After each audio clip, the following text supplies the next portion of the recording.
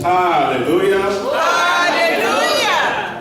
Hallelujah. Hallelujah. Hallelujah. Hallelujah.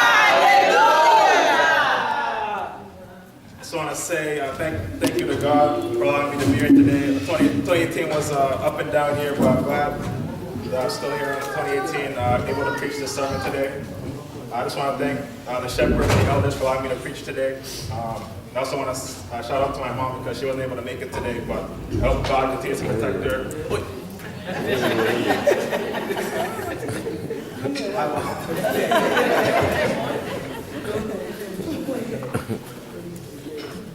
So today's lessons, I'm going to talk about steadfast faith. You know, having faith in God that doesn't waver regardless of the situations you're in.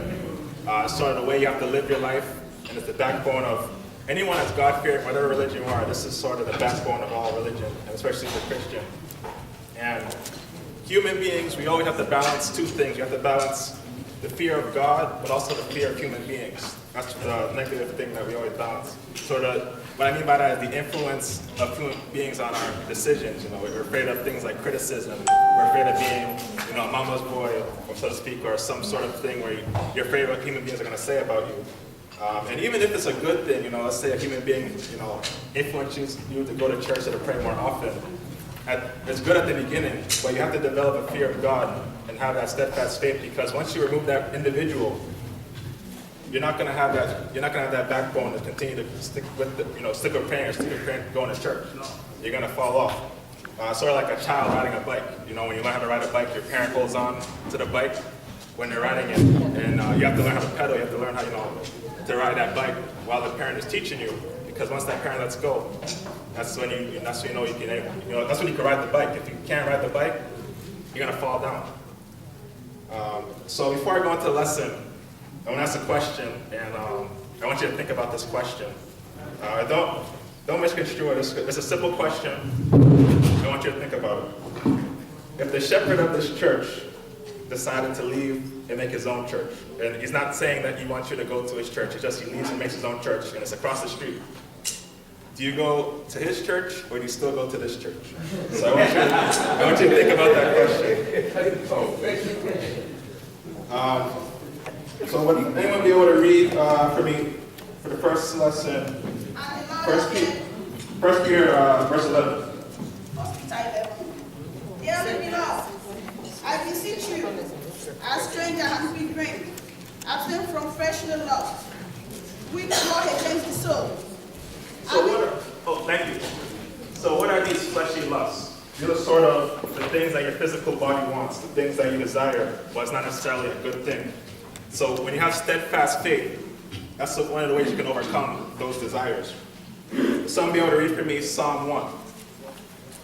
Blessed is the man. Blessed is the man that walketh not in counsel of ungodly, nor standeth in the way of sinner, nor sitteth in the seat of the scornful, but his delight is in the law of the Lord, and in his law does he meditate day and night. And he shall be like a tree, planted by the river of water, that bringeth forth his fruit in his season. His leaf also shall not wither, and whatsoever he does shall prosper. Thank you. So that song is saying that if you have a faith in God, if you have a steadfast faith, you're like a tree. When the wind blows a tree, the tree stays there, strong. But if you're someone that's influenced by human beings, you just go with the wind. You don't know where you're going. You might go into the water or into some sort of ground that you're not supposed to be in. But if you're a tree, you're always in the right place at the right time. And may God continue to put us in the right place. Amen. So when I was in high school, I took an ethics course. And in the ethics course, it started teaching you, right and wrong, the sort of ways people come up with doing certain decisions. And there was a video about, it's a study where there's a teacher and some students in a classroom, a small classroom. And there's one student doesn't know what's going on in the study. And what happens is, the teacher and the students, they give the wrong answer on purpose. The other student doesn't know. So it would be something like, which straw is longer, and the straw is shorter, they'll say that's the longer straw, and the teacher will say it's correct. Or the teacher, the students will say 2 + 2 is 5, and the teacher will say that's correct. And all the students are giving the wrong answer, and the student knows something's wrong, but he still gives the wrong answer because he doesn't want to be alone. He's peer pressured by other individuals to give the wrong answer. Would someone be able to read verse 12 of the second lesson? Having your conversation honest among the Gentiles, that whereas they speak against you as evildoer, they may be your good works, which they shall behold, glorifying God in the day of visitation. Thank you. So, when you're doing the right thing, when you have a steadfast faith in God, that rubs off to other people. So, a new student enters into the classroom, and the student gives all the wrong answers, but the new student, he says the correct answer. And what happens is now the original student, because he sees that person doing right, he gives the right answer, he now gives the correct answer. And that's why it's so important for Christians to be an example and for all God-fearing people to do the right thing, because if you practice what you preach, it's going to direct people to the right path. You might even strengthen a person's faith. So, for instance, when there'll be a sermon, and I'll be said like a few years ago, I was saying this, in a sermon, and I don't want to put that person on the spot, but as an individual, whenever they ask to read the Bible or read a verse, they always have right away they know the verse, they know which similar quotes. And I was sitting there, and I would look through the Bible. Let's say for Obadiah, I'm like, which New Testament or the Old Testament? And when I'm looking for that verse, this person has already found that verse, started reading, has multiple verses, and I'm still trying to figure out which lesson we're reading. And so one of the reasons why it kind of influenced me to try to read the Bible every single day, because you continue to learn the Word of God, and you get put on the right path. So that's one of the examples of where you're able to be put on the right path by another individual. I also want to say one more thing. A lot of times we talk about how we're on YouTube. We have to do good things because we're on YouTube, and I think that YouTube is a good thing. You're showing the Word of God to the whole world. But let's not be too afraid just because we're on YouTube not to do the work of God or to let that influence us. What I think this church does a good job of is we really give good constructive criticism. A lot of people to build up. So if you make a mistake, people aren't trying to attack you. They're not trying to bring you down. They're trying to build you up. And I think that's a good thing if you're a Christian, to build up that person's faith and their strength, and rather than get them on the wrong path. So if someone on YouTube is saying something completely negative, you shouldn't listen to that. You should have to listen to God first. Because if you prepare yourself well, and you put your whole heart into doing the work of God and make a mistake, is God going to punish you harshly? God will forgive what you did and continue to give you the strength to do the work of God. In Jesus' name. Amen. So there's an example in the Bible of how steadfast faith can strengthen other people. So will someone be able to open up Numbers 13? Submit yourself to every ordinance of man for the Numbers. And the Lord spoke unto Moses, saying, Send out men, that they may search the land of Canaan, which I gave unto the children of Israel. Of every tribe of the fathers shall he send a man, everyone a ruler among thee. And Moses, by the commandment of the Lord, sent them from the wilderness of Paran. All those men were head of the children of Israel. Thank you. So Moses is sending the 12 spies into the land of Canaan, to the promised land, to scout it out before they go in. And when they come back, so they see the enemies in the promised land. It's what God had promised. It's the land of milk and flowing honey. But there's a lot of strong enemies over there. And when they come back, some of the men, the spies, they give a false report, except for 2 of them. That's Joshua and Caleb. Somebody ever read Numbers 13, verse 30? And Caleb stilled the people before Moses and said, "Let us go up at once and possess it, for we are well able to overcome it."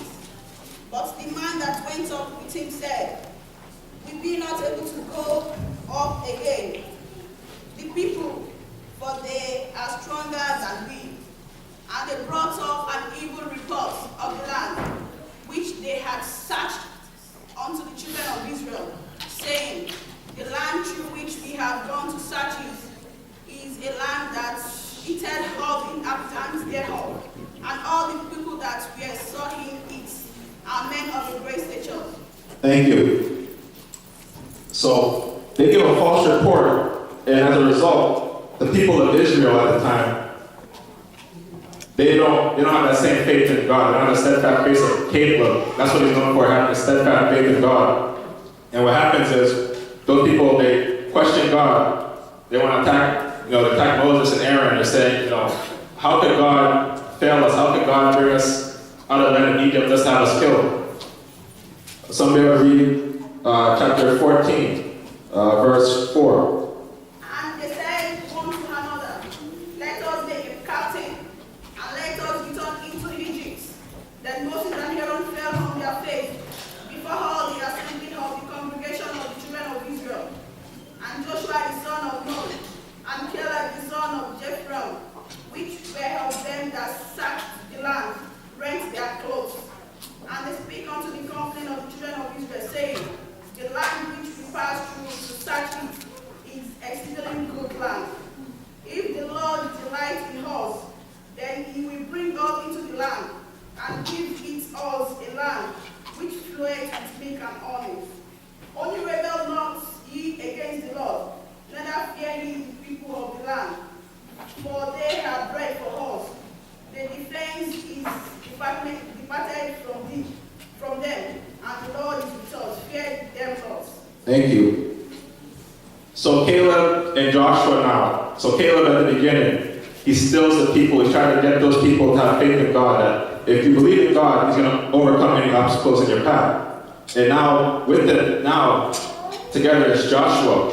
And because of Caleb's steadfast faith, that sort of builds into Joshua as well. That brings in his deep-seated faith in God, and that builds him up. So now together, they're there, praising God, trying to have the strength, asking God for the strength to overcome the enemies.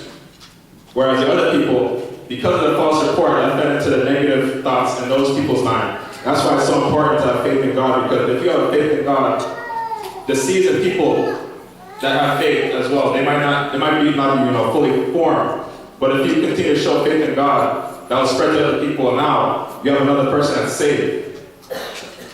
Some of you read 14, verse 30. Numbers 14, verse 30. "Doubtless ye shall not come into the land, concerning which I spoke to make you dwell therein, save Caleb the son of Jehunah, and Joshua the son of Nun." Thank you. So they're saved there, and because of that generation of Israelites, they no longer survive. They will die off. They will not be able to see the promised land. But Caleb and Joshua, because they believed in God, they believed that God gave them to the promised land. They're able to go into the promised land. But some of you will read Numbers 14, verse 24. "But my servant Caleb, because he had another spirit with him, and hath followed me fully, him will I bring into the land whereinto he went, and his seed shall possess it." Thank you. So now Caleb, God remembers Caleb's faithfulness. He mentioned his steadfast faith. And what happens is now Caleb has an inheritance in the land of Canaan, in the promised land. As a result, you notice he's from Judah. All the good kings of Israel, they all come from Judah. And that sort of, it passes down, that faith, if you instill faith in your children, it'll pass down unto their children, and continue to pass down. And then you see goodness, you see steadfast faith, you see people doing the work of God, and that's good. Now, in that same time period, you have Aaron and the golden calf. And it's a similar situation with the peer pressure. When Moses went up to the mountain to get the 10 Commandments and Aaron is by himself, and when Moses comes back, he sees the golden calf being built. And it's because the people of Israel pressured him into doing that. But if Moses was there, it would never happen because Moses and Aaron together, their faith would be strengthened and they would not allow such a thing to happen. So I have a story.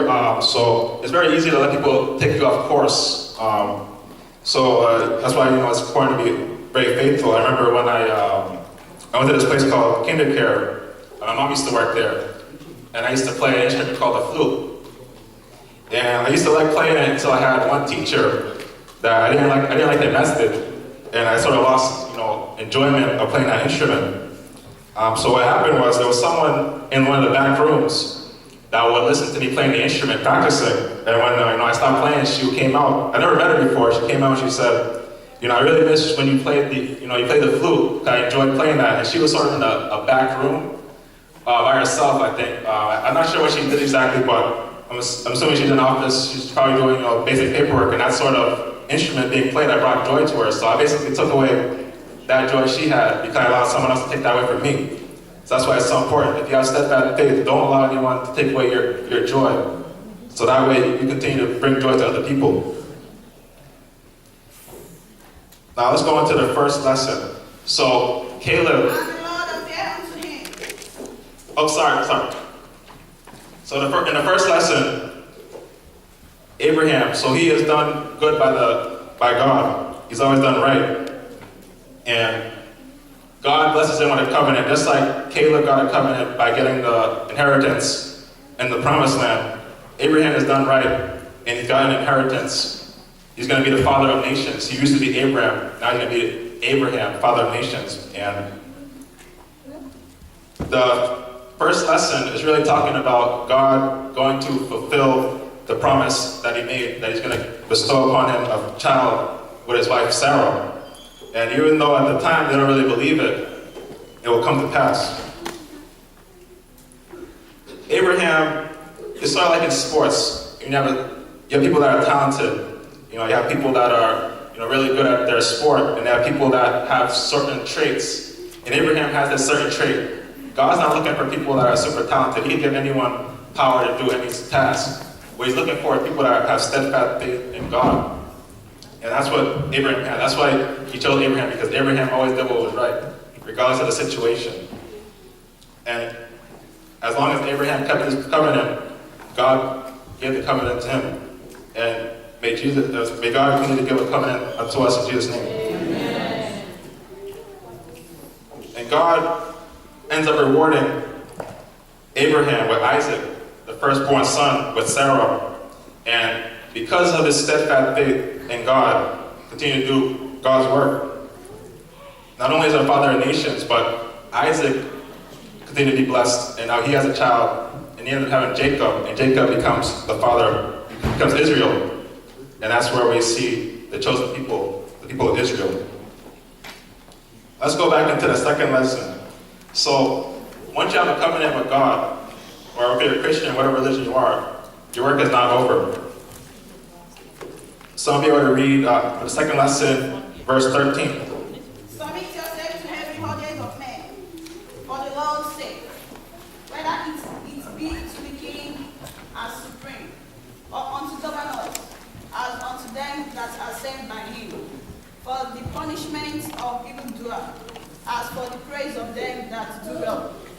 For so is the will of God, that through wrongdoing he may put to silence the ignorance of foolish men, as free, as not using your liberty for a cloak of maliciousness, but as the servants of God. Thank you. So what the rest of the second lesson is saying, so an ordinance, that's basically a law, that's something you're supposed to follow. So essentially, if you are a person of God, what that lesson is saying is that you have to be held to the same standard as every other human being when you're on earth. Even whether you're a Christian or whatever religion you are, you don't get a pass for being in a religion or because you're free or you're going to be saved. you still have to live with the same standards as other people in the world. When you hold people to a different standard, what happens is they develop the spirit of arrogancy. And in Jesus' name, we will not have the spirit of arrogance. Amen. In the name of Jesus. So, in heaven, they don't have you have affirmative action. In heaven, there's no Christian affirmative action. You still have to do the work of God. You still have to be faithful. You still have to follow all God's commandments and do right to be able to get into heaven. You're judged by the same standards. So that's why in the Bible, they're saying you guys have to be held to the same standard as everybody else. So think about, I hear in the news, there's a football player named Antonio Brown. And what happened was he was allowed to be late because he's very talented. He has a lot of production in the league. And what happened is, instead of changing that tardiness, because it allowed to go on, he continued to be late. And it's built up to the point where now they not want him anymore. And what happens is, when you have the spirit of arrogancy, it was talked about in the Bible study. People will begin to dislike you and begin to hate you because of that spirit of arrogancy. But if you have people, if you're held to the same standard as everyone else, such as Tom Brady, who said he wants to be held as the same person at the end of the bench, and the person with the least talent on the team, he wants to be held to the same standard. Once you have that, there's no excuses for people to fall back on, and they have to acknowledge how great you are as a person, as a Christian. If you're doing the work of God and you're having success because God is bringing that success to you, because you're following that standard, people can't say anything negative about you because at the end of the day, you have been held to the same standard. Now, I want to answer the question that I brought up at the beginning. When I said if Shepherd left the church and he made his own church, would you stay here during this church? And I say that the answer is you have to stay. And the reason why is because you have to have a steadfast faith in God that whatever situation you're put in this church, that God will continue to see you through any sort of obstacles, any sort of enemies that come against you, that God will continue to strengthen each and every one of us. And, so I remember when I was in the Sunday school, when you're 18, they take you out of the Sunday school essentially. And I remember when Majida had said, at the time he said, if you get forced to go into the Sunday school and you don't go to church, you leave the church because you weren't able to go to Sunday school, he said, essentially, that he failed as a teacher. And the sad thing is that people, we sort of follow the leader. We sort of, I can say my personal experience, sort of, people follow their boss or they follow their leader because they see, how great things are going when they're with them. And what happens is when you take that away, you want to go, in that direction. And we forget the reason why we're out there. Even a great leader, to the shepherd or OBG or my boss sitting right there, they never take the credit for the great things they do. They always give the credit to other people. They give the credit to God. But we give the credit to them. And what happens is, if we don't build that faith in God, when you take them away, we're not going to have that. We're not going to stay put. We're not going to do the right thing that we've been learning how to do. But if we have the faith in God and we do the right things that they're teaching us to do, once they leave, we can continue to do those things that they had taught us without them. And when you're able to do it without them, there's no obstacle. When you have faith in God, there's nothing you can do. God is a God of miracles. He has infinite mercy. He does everything. So if you have faith in God, anything can be accomplished. Where I work now, there was an old manager that started working. When I started, that's where I worked with. And they were pretty good. They always said they would, essentially if they're the best, you learn from the best, you're gonna have success. And that's, for some reason, they ended up leaving. And the pharmacy was pretty rough. A lot of people left. A lot of people would say that the reason why I stayed so long is because of this individual.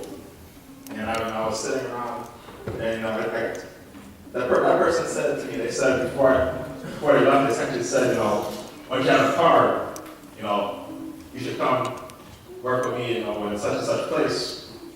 And I have a car now. I haven't taken up that offer, and I stayed put at that place because I noticed they needed me there, and I continued to, it was rough for a long time, but I continued to stuck with it. thank you to God because we was able to bring such a great boss that things turned around. It's even better than, when that original person was there. Things are much better because that individual, they taught us to always do the right thing, to do it the right way. So my old boss would always say, do it faster, try to do it as quick as possible. Wow. But this boss said, do it the right way the first time, and eventually you'll be quick enough to do it where it's just common nature. You're doing everything right, you continue to keep doing it, and good things will happen. And I sort of bought into that because I always believe that doing it faster, you make mistakes, so I always try to do things, the right way. And if I bought in, and everybody bought in, and we became number one, became the best, pharmacy in that place. And it's because you continue to tap into that sort of idea, you got the faith that you continue to do the thing that are right, you keep doing it. Just want to say thank you, you got promoted, so now we have to continue the lessons that he taught us, continue to have faith, continue to do the right thing, so that way, regardless of who is there, they continue to live on. So I just want to end the sermon on one thing. So I believe that all of us, everyone in this room here today, we're brought together by Abraham. He was in the first lesson. And I always believe that whether you're Muslim, Islam, Judaism, or Christian, I always believe that we're all the same, we're all brothers. The Pope said this, he said that Muslim people are our brothers and our sisters. And I think when we grow up, when we were growing up, we weren't taught that same way we were taught, they're different, people are, different from us, or they're not the same, or they're not gonna end up in the same place as us. But if you look in the Bible, all of us are connected by Abraham. The steadfast faith of Abraham, he's considered the father of Islam, Judaism, and Christianity. So we always separate ourselves by our differences rather than join together by thinking that we're all, all together with. And so I hope with this sermon, we continue to lead by example, continue to have faith in God, but also to come together with, the things that we have in common. We're all connected by Abraham. And I consider it like tying your shoes, You have multiple ways to tie your shoe. You can tie, like two bunny ears, or you can do like a loop or such things like that. And the end result, though, is the same. You have tied shoes, and the shoes don't fall off your feet. And you can't really say that one way is better than the other. All you can say is that you prefer to tie your shoe a certain way. So if we continue to live, we just say, okay, you have your preference, but at the end of the day, we're all the same. We'll have peace in the world. I just want to end the sermon on one passage in the Bible. Someone read for me Zechariah chapter 8, verse 16 to 17. These are the things that ye shall do. Speak ye every man the truth to his neighbor. Execute the judgment of truth and peace in your gates. And let none of you imagine evil in your hearts against his neighbor. And love none false oaths. For all these are things that I hate, saith the Lord. And the word of the Lord of hosts came unto me, saying, Thus saith the Lord of hosts, the fast of the fourth month, and the fast of the fifth, and the fast of the seventh, and the fast of the 10th shall be to the house of Judah. Thank you. So basically that passage is saying, just have faith, to have peace, and always speak the truth with one another. We're all neighbors, we're all brothers and sisters. Let us just have peace in the world. In Jesus' name. Amen. Thank you.